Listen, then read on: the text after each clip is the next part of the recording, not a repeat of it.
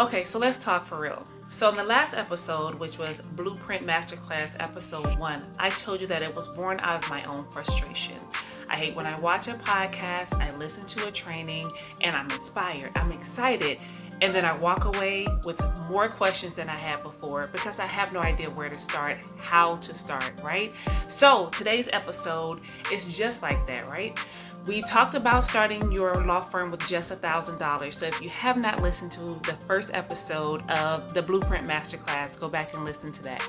But today we're going to talk about how Pinterest is a black hole, how you can have all of your office materials on Pinterest, how you can be so excited about how it's going to look, the lighting, the wall color, maybe some rugs, a chandelier in your office. Maybe you're going to be working from home.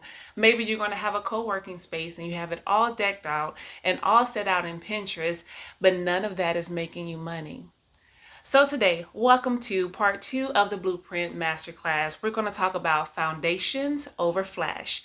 My name is Alicia Jones and welcome back to the Attorney Cheat Code Podcast. If this is your first time here though, then welcome.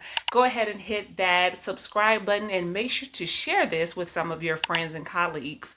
Like I said, today we're talking about starting lean, starting smart, and scaling from there.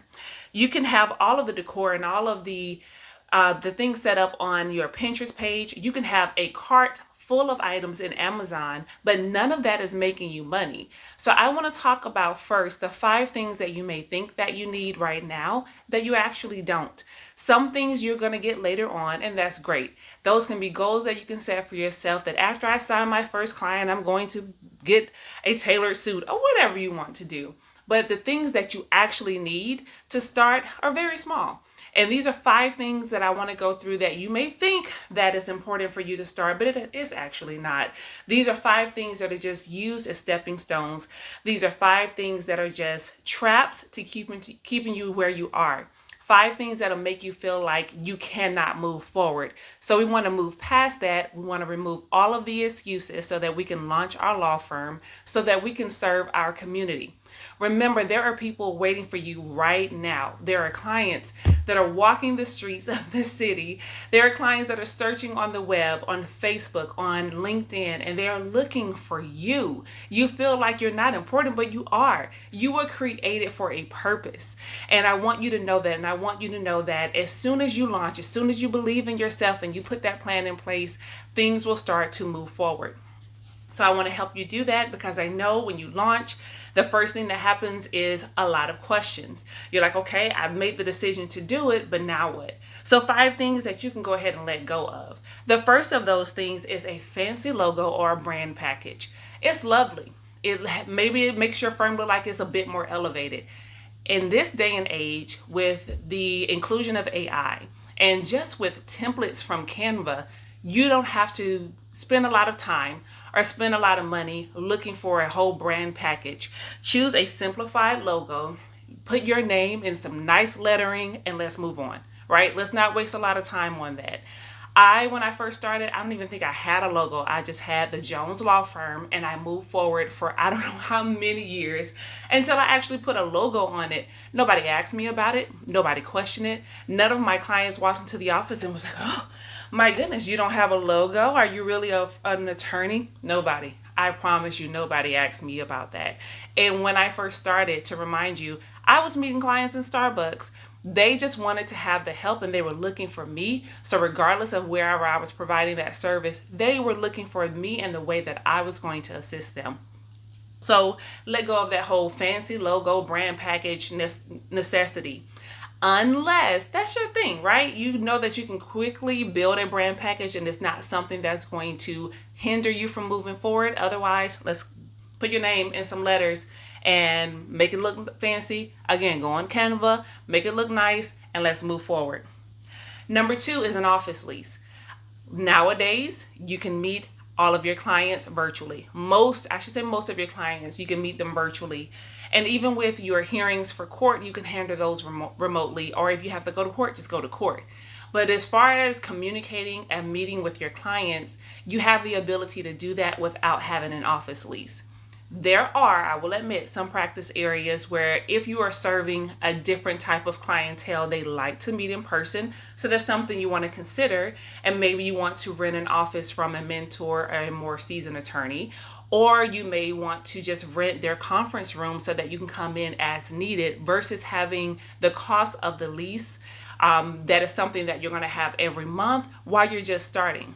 That's not a necessity. Remember, the things that we're going to go through right now are not necessities right now. They're things that you can add on later as the need arises. So forget that office lease. Get you a co-working space maybe, or like I said, rent some space from a seasoned attorney.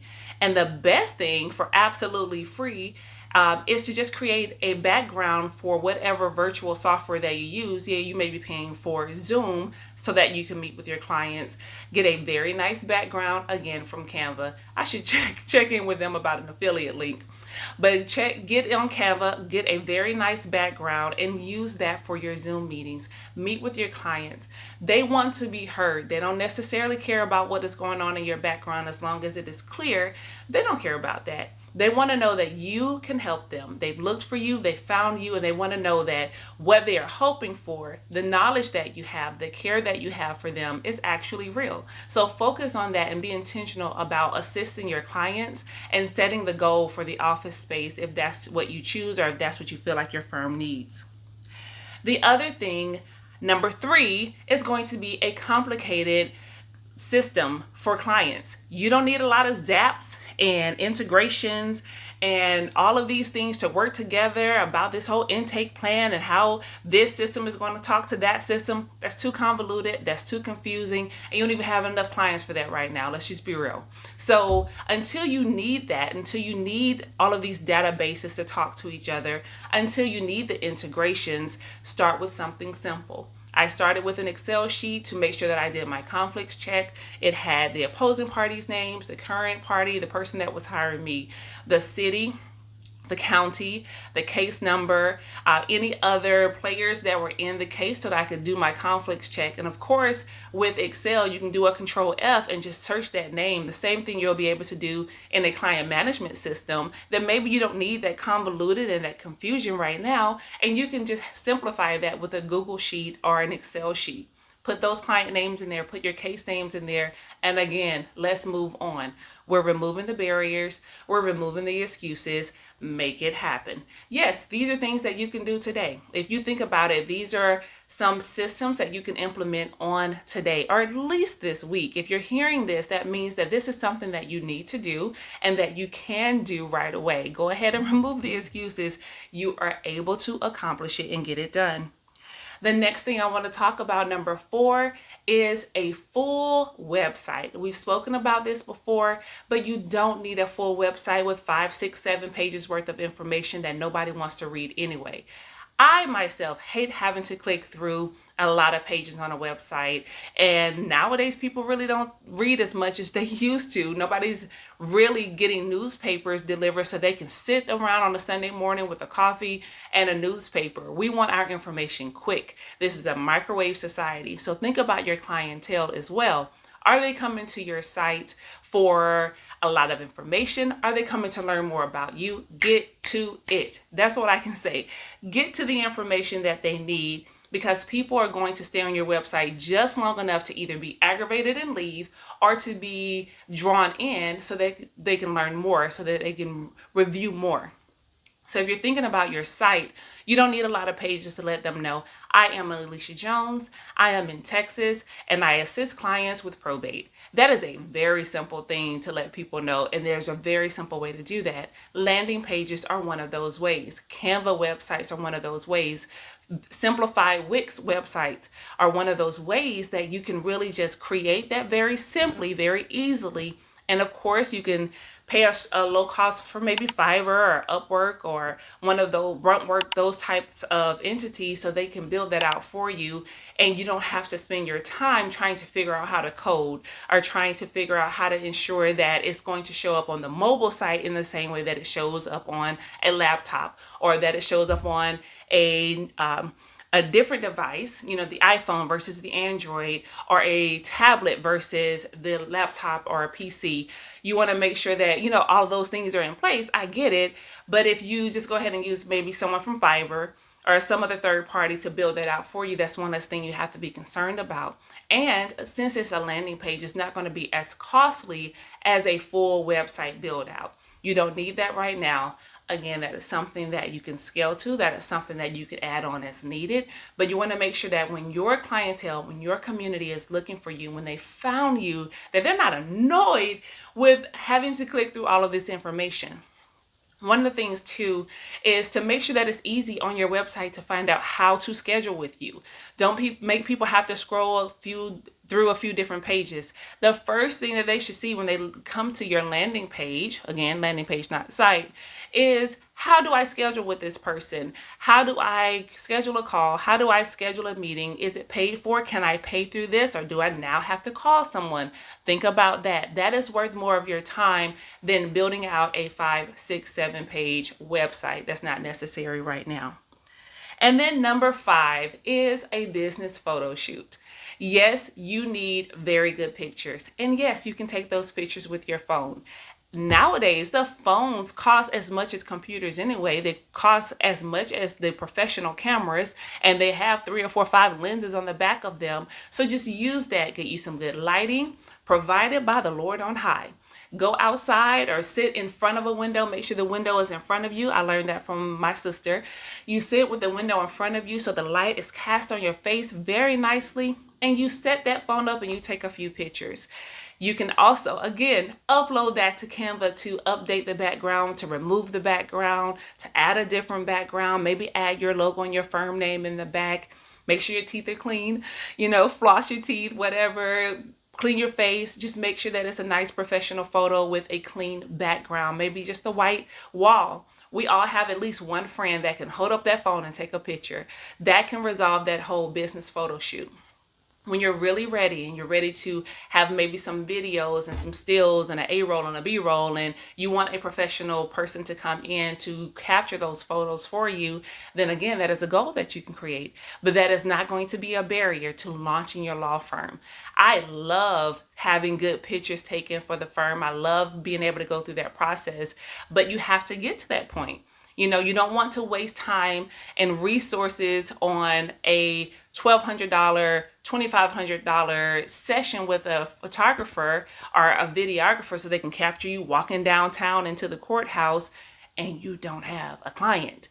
You want to use that money. You want to use your resources to be more intentional about the things that make a difference for the clients and the community that is looking for you. So then we talked about 5 things that you don't need. Remember, we're talking about the foundation over the flash.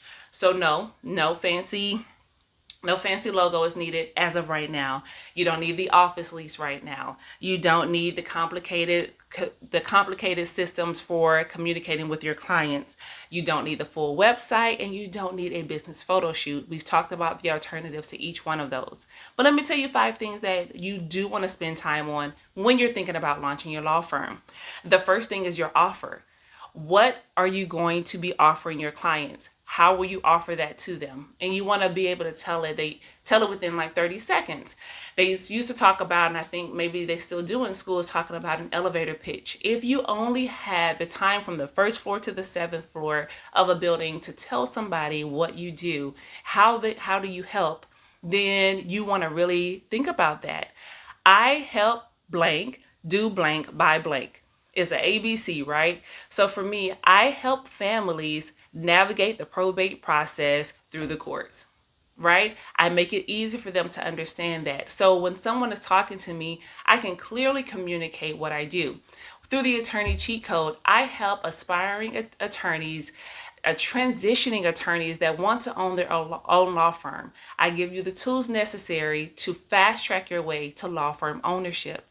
So you want to think about for yourself, what is my 30-second pitch? If somebody asks me, can I tell them what my offer is in 30 seconds? We don't do bill law around here. Remember, we're not going to say, I'm just going to do whatever comes into my office, because you won't be known for anything. You want to niche down, right? You want to make sure that you're clear about what your offering is. So niche down, make sure that you work on that and get it down to like 30 seconds. The other thing that I mentioned is when you have your landing page, you want to have a link so that people can schedule with you. You don't want to be caught up in court trying to run out into the foyer or try to run out into the hall to take a call because you know that you don't have a link for people to be able to schedule with you at their leisure. People want to lay in the bed, they want to take a lunch break, and they want to look and scroll on their phone, and they want to have the ease and the pleasure of just scheduling with you online. Make that available for them. That is one thing to spend money and spend some time and some intentionality on creating. The third thing that I want you to think about that goes right in line with that consultation link is your fee schedule, which means that what am I charging for each thing for each offer that I have? Do I have one offer? Do I have three offers? For my field, let's say you're doing probate. With probate, then that means that you can do probate of a will. There could be a missing will. There could be no will. So let's say that that's your three offers. What is the price point for each offer? Do not get on the phone with these people and listen to their sob story. And I know people are going through, and that's why we're here to help. We're attorneys and counselors at law, right? And at the end of the day, you need to have a fee schedule set that is based on the amount of work that is going to take you and your team to accomplish their case desired goals and to accomplish the end result. So if you're listening to them and they're giving you the story about, oh, it's just been so hard, and I don't have a lot of money, and I don't really want to spend a lot of money in court, and I just got $700 for it, but it's going to take you at least $10,000 worth of work, then you want to really consider making sure you have that written down. It, for me, takes away the emotion. I used to get caught up in that, right? I would fall for it. I would listen to people's story until I had kids. I'll tell you that. So people would say, oh, my kid is graduating, or this is happening, or that is happening. And what I do now is, congratulations, my kid is doing A, B, C, D, and E, F, G as well. And the other way you want to think about that is, I did not sign up to fund your case. If this is important for you, then you're going to need to find the funds to be able to pay for the services. Or we have services such as legal aid, where they can assist you maybe for pro bono or low bono. For you launching your firm, unless that is your desire, that is what God has told you to do. When you're launching a firm and you want to be successful and you want to attain wealth, then you need to set a fee schedule. And that fee schedule needs to really be good for you about how much work it's going to take, how many hours are you going to have to devote, so that you can actually communicate that to them. So when you're talking and you're getting all the information about the case, you're talking through the issues, and you say, okay, now let's get down to it. Do you have a budget schedule for this case?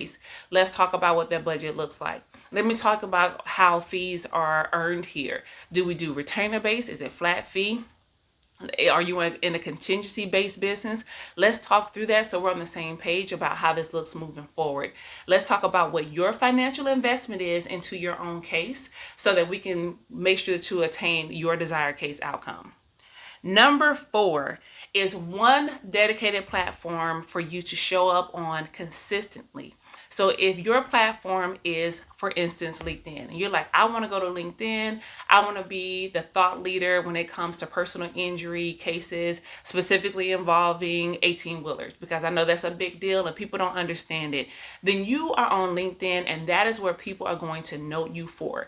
If that is where your community is, remember that. So don't choose Instagram, but all of your community is on LinkedIn, or don't go to LinkedIn when all of your community and your potential clients are on Twitter. You want to make sure excuse me, to choose the platform that is going to be most advantageous for you. Where are your people? Go to your people and really dedicate your time, your resources, and your knowledge to that platform.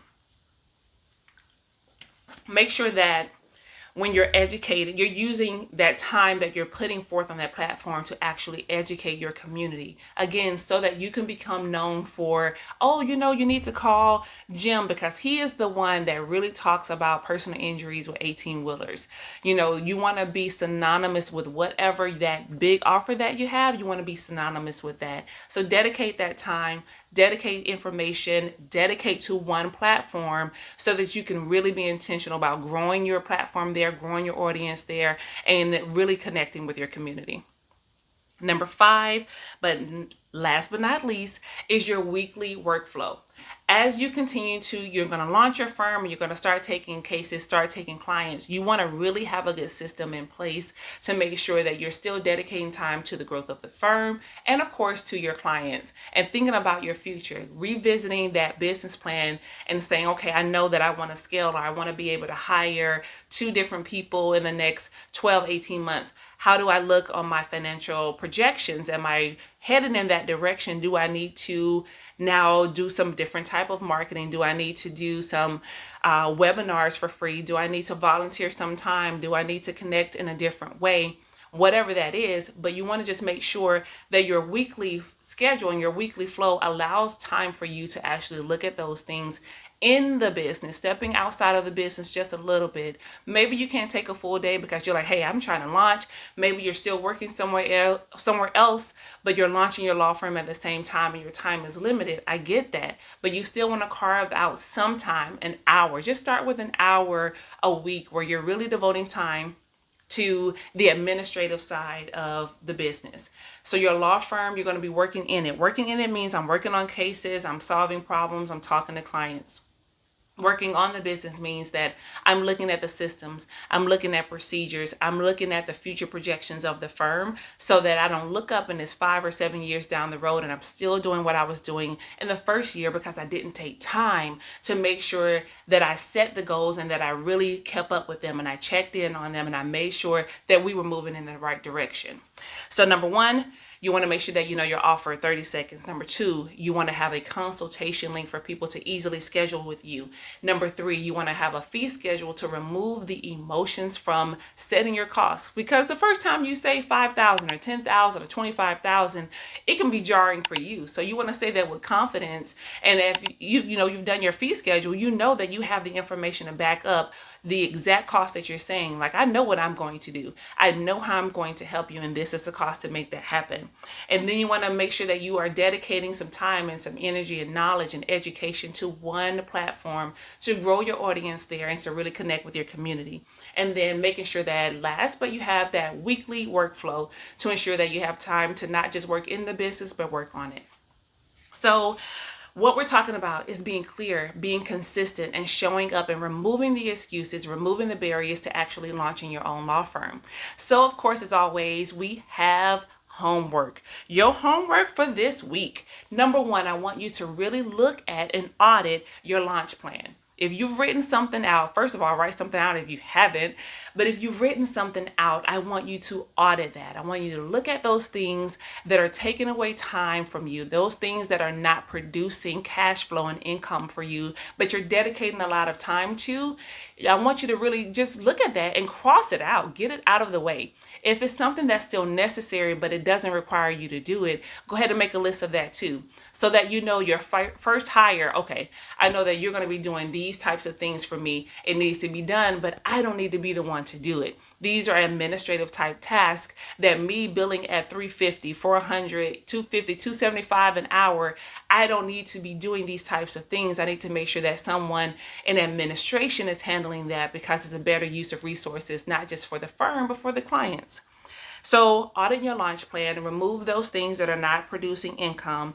And then last but not least, send me a photo. I want to see a before and after of your launch plan. The first time you wrote it out and you were dreaming and this is going to be great and this is how I'm going to do it. And now you're going in with that red pen and you're going to look through and say, okay, these are the things that I need to let go of because they are not moving me in the direction of my purpose. They're not moving me in the direction of the plan for the firm. I am excited for you. I remember launching my firm. I remember the jitters, the butterflies, the excitement, and of course the unknowns. And that is why we are here to help you fast track your way to law firm ownership, to not just create the law firm, but ultimately the life of your dreams. I am Alicia Jones, and until next time,